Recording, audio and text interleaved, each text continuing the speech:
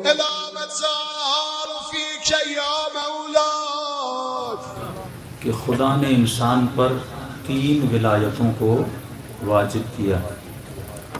فرمایا انما ولیکم اللہ، میں اللہ تمہارا ولی ہوں. ہم سب نے کہا لا الہ الا اللہ. ورسولہ، میرا رسول تمہارا ولی ہے. ہم سب نے کہا محمد رسول اللہ. پھر فرمایا کہ وہ تمہارا ولی ہے جو حالت رکوع میں زکوٰۃ دیتا ہوا نظر آ جائے. ہم سب نے کہا علی اللہ. یہ بنا ہمارا نظریہ کہ ہم اللہ کو ولی مانتے ہیں، ہم رسول کو ولی مانتے ہیں، ہم رسول کے بعد علی مرتضیٰ کو ولی مانتے ہیں. اور تمام تر تفاسیر نے لکھا کہ جس نے رکوع میں زکوٰۃ دی وہ علی مرتضیٰ تھے. لیکن ایک عجیب منظر ہے اس آیت کے پس منظر میں کہ ایک ہے زکوٰۃ دینے والا، ایک ہے زکوٰۃ لینے والا. تاریخ نے آج تک کوئی ایسا نمازی نہیں دیکھا جو نماز میں زکوٰۃ دے، اور تاریخ نے ایسا کوئی فقیر نہیں دیکھا جو نمازیوں سے نماز میں زکوٰۃ لے. نماز تو آپ کے یہاں بھی ہوتی ہے، جمعہ ہوتا ہے تو فقیر سارے دروازے پہ کھڑے رہتے ہیں کہ ابھی نمازی نماز ختم کرے گا. فقیر کو جلدی کیا ہے، نمازی کو نماز پڑھنے دو، اور جیسے نماز پڑھ لے گا تو میں خیرات لے لوں گا. اور نمازی کو بھی پتا ہے کہ مجھے کون سی چلتی ہے. فقیر تو بھاگے نہیں جا رہا، دروازے پہ کھڑا ہے. جیسے نماز ختم ہوگی جو مجھے دینا ہوگا میں فقیر کو دے دوں گا. تو آج تک بھی آپ نے کبھی ایسا فقیر نہیں دیکھا ہوگا جو نمازیوں کے بیچ میں آ جائے اور کہے مجھے خیرات دو.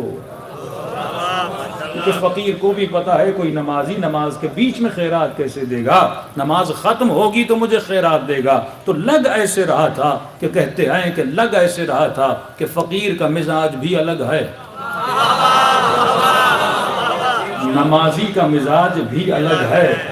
یا ایسے کہوں کہ فقیر نمازی کو جانتا تھا،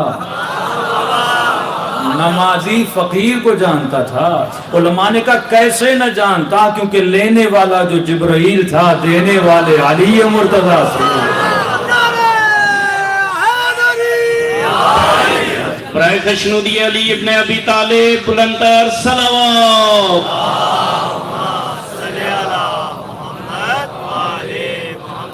فرما لینے والا جبرائیل تھا اور دینے والے علی مرتضیٰ تھے. لیکن اعتراض کرنے والے کو اعتراض کرنے کا حق ہے، اور ہمیں حق ہے کہ ہم اس کا علمی طریقے سے جواب دیں. علی والا کبھی بھی اعتراض پہ گالی نہیں دیتا. گالیاں وہ دیتے ہیں جن کے پاس جواب نہیں ہوتا. یہ وہ مکتب ہے جس کے پاس قرآنی جواب بھی ہے، عقلانی جواب بھی ہے، حدیث کا جواب بھی موجود ہے. تو کہ بھائی آپ شیعہ اتنے علی کے فضائل پڑھتے ہو، اور جب فضائل پڑھنے پر آؤ تو اتنے آگے نکل جاتے ہو. اور ہم نے سنا آپ کے ممبروں سے کہ علی کو کسی جنگ میں تیر لگا، اور اصحاب رسول نے کہا یا رسول اللہ کیا کریں، زخم بڑا گہرا ہے. تو نبی نے کہا ابھی ٹھہر جاؤ، جب علی نماز میں کھڑے ہو جائیں تو اس وقت علی کے پاؤں سے تیر نکالنا. کہ آپ ہی پڑھتے ہو کہ تیر نکل بھی گیا اور علی کو پتہ تک نہ چلا. کہ وہ علی جو نماز کی حالت میں تیر نکلے علی کو پتہ نہ چلے. تو یہ بات سمجھ میں نہیں آتی کہ علی نے اسی نماز کی حالت میں فقیر کی آواز کو کیسے سن لیا.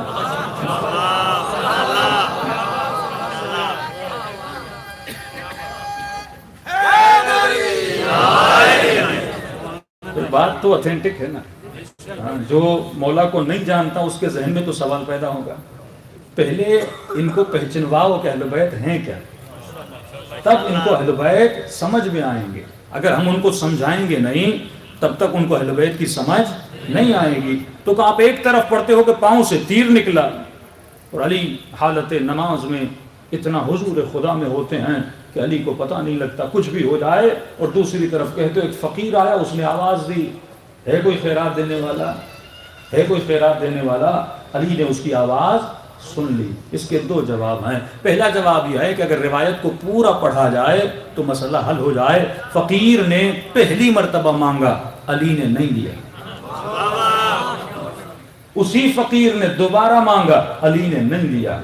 تیسری مرتبہ اس نے نمازیوں سے نہیں مانگا، تیسری مرتبہ اس نے نمازیوں سے نہیں مانگا، شکوہ کیا پروردگار عالم سے کہ خدا تیرے نبی کی دربار میں آیا، وہ بھی رحمت للعالمین نبی ہے، اور میں خالی ہاتھ جا رہا ہوں۔ اور فرمایا جب خدا سے مانگا، اور وہ علی جو ہمیشہ حضور خدا میں ہوتا ہے، آواز کو سن لیا، خیرات کو دے دیا۔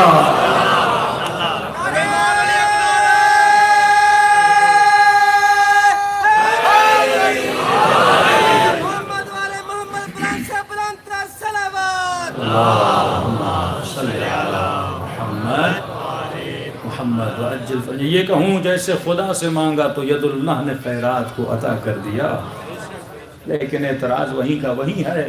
لیکن کہنے لگے چلو یہ بات آپ نے بتا دی کہ علی حضور خدا میں تھے، لیکن یہ تیر والی بات ابھی تک اٹکی ہوئی ہے کہ ہماری نمازیں تو ایسی، ہمیں دنیا کا بھی پتہ چلے، بزنس کا بھی خیال آئے، اور بخار چڑھ جائے تو نماز پڑھی نہیں جاتی، پڑھی تو ویسے ہی نہیں جاتی لوگوں سے۔ ہاں، اگر بخار ہو جائے تو ہم سے نماز پڑھی نہیں جاتی، اور آپ کہہ رہے ہیں کہ علی یہ مرتضی تیر لگا ہوا تھا اور تیر نکلا، علی کو پتہ نہ چلا۔ ہم نے کہا اگر قرآن پڑھتے تو کبھی علی پہ اعتراض نہ کرتے، اگر قرآن کی حقیقت کو جانتے۔ آؤ اسی اعتراض کا جواب تجھے ہم قرآن سے دیتے ہوئے چلتے ہیں۔ قرآن کی طرف پڑھو، سورہ یوسف کو پڑھو۔ مصر کی کافرہ عورتوں نے زلیخا پر اعتراض کیا کہ اے زلیخا تیرے غلام میں ایسا ہے کیا کہ تو غلام پہ عاشق ہو گئی؟ کہ میری مذاق بعد میں اڑانا، پہلے آ کر یوسف کو دیکھ تو لو، پہلے آ کر یوسف کو دیکھ تو لو کہ ایسا ہے کیا یوسف میں؟ کہ آ جاؤ میرے دربار میں بلایا گیا، لائن لگا کر ان کو بٹھایا گیا، ہاتھ میں چھریاں دے دی، ہاتھ میں سیب دے دیے کہ جب میں اشارہ کروں تو سیبوں کو کاٹنا۔ وہاں پہ پردے کے پیچھے اللہ کے نبی کو کھڑا کر دیا، فرمایا جب میں آپ کو کہوں تو آپ اندر آ جائیے گا۔ قرآن کی آیتیں کہتی ہیں یہاں جناب یوسف کو اشارہ کیا کہ تشریف لے آئیے، یہاں اللہ کے نبی کا جیسے آنا ہوا، اور مصر کی کافرہ عورتوں کی نگاہیں جیسے حسن یوسف پر پڑی، جیسے نبوت کے نور پر پڑی، تو قرآن کہتا ہے کہ مصر کی کافرہ عورتوں کو پتہ نہ چلا کہ سیب کٹ رہے ہیں یا انگلیاں کٹ رہی ہیں۔ یہ کون ہیں؟ یہ مصر کی کافرہ عورتیں ہیں۔ میں لفظ کافرہ پہ بار بار زور دے رہا ہوں، یہ مصر کی کافرہ عورتیں ہیں جن کے وجود میں ذرہ برابر ایمان نہیں ہے، نہ نبی کی معرفت رکھتی ہیں، نہ اللہ کی معرفت رکھتی ہیں۔ اپنے تمام تر کفر کے ہوتے ہوئے ان کو پتہ نہ چلا کہ سیب کٹ رہے ہیں یا انگلیاں کٹ رہی ہیں۔ یہ تھی کافرہ عورتیں، اور وہاں پہ کون ہے؟ کل ایمان علی مرتضی ہے، اور کسی حسن یوسف کو نہیں دیکھ رہے تھے بلکہ خالق حسن یوسف کو دیکھ رہے تھے۔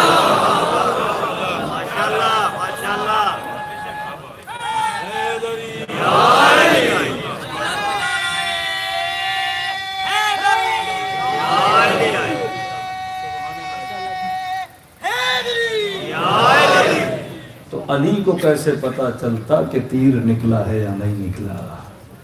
یہی تو مقام ہے جہاں پہ حسین اپنے چاہنے والوں کو لانا چاہتے ہیں، یہی تو وہ مقام ہے جہاں پہ علی مرتضی اپنے ماننے والوں کو لانا چاہتے ہیں۔ وہ کون سا عشق ہے کہ میثم کے ہاتھ کٹ گئے پر ذکر علی نہ چھوڑا؟ ہاں یہ عشق ہے نا، اور یہ عشق کب ملتا ہے؟ جب تو ولایت عملی کے اندر آتا ہے۔ آج ابھی تک جو میں نے پڑھا یہ ولایت نظری تھی، اور آپ نے نظری ولایت سن کے واہ واہ کیا، نظری ولایت سن کے یا علی کہا۔ جب نظری ولایت سن کے محبت علی جوش میں آتی ہے تو بندہ یا علی کہتا ہے۔ ہاں نظری ولایت کا بس اتنا اثر ہے کہ لوگ گھٹنوں پہ کھڑے ہو جاتے ہیں، نعرے مارتے ہیں، ہاتھ بلند ہو جاتے ہیں، کیونکہ علی سے عشق ہے، اہل بیت سے محبت ہے، اور جب محبوب کی کوئی تعریف سنتا ہے تو بندے کو مزہ آتا ہے۔ آپ کا بیٹا ہوگا، کوئی کہے گا کیا کہنا آپ کے بیٹے کے، بہت ہوشیار ہے، بہت تیز ہے، تو خوشی ہوتی ہے نا، بیٹے کی تعریف سن کے خوشی ہوتی ہے۔ اسی طرح مولا کی تعریف سن کے بندے کو کیا ہوتی ہے؟ خوشی ہوتی ہے، لیکن اس خوشی کا اثر محدود ہے نعرے تک، اس خوشی کا اثر محدود ہے صرف نعرے تک، یہ ہے ولایت نظری کا اثر۔ لیکن جب بندے میں ولایت عملی آ جائے، جب ولایت عملی آ جاتی ہے پھر اثر نعرے تک محدود نہیں رہتا، پھر اس کا اثر گہرا ہوتا ہے۔ کہ کل میں نے بتایا کہ جس کے وجود میں ولایت نظری ہو اس کے سر میں بھی اتنی برکت ہوتی ہے کہ لکھا کہ ہمیں تعویذ دو، ہم دریا پر جا رہے ہیں تاکہ دریا کے تلاطم سے بچ جائیں۔ معروف کرخی نے تعویذ لکھ کر دیا، اور جب بچ گئے تو پڑھا لکھا یہ تھا کہ اے دریا تجھے قسم ہے معروف کے سر کی۔ تو پریشانی کے عالم میں کہا کہ مولا رضا یہ لکھتا کہ تجھے قسم ہے رضا کی، تجھے قسم ہے علی کی، تجھے قسم ہے پنجتن کی، اس نے یہ کیوں لکھا کہ تجھے قسم ہے معروف کے سر کی؟ امام نے مسکرا کر کہا کہ معروف تیرے سر میں ایسا بھلا ہے کیا کہ دریا تیرے سر کی وجہ سے ان کو ڈبو نہیں رہا؟ کہ مولا جو سر اتنے سالوں سے رضا کے در کی نوکری کر رہا ہو تو کیا دریا میں مجال ہے کہ میرے سر کی نہ سنتا؟ یہ ہے ولایت عملی۔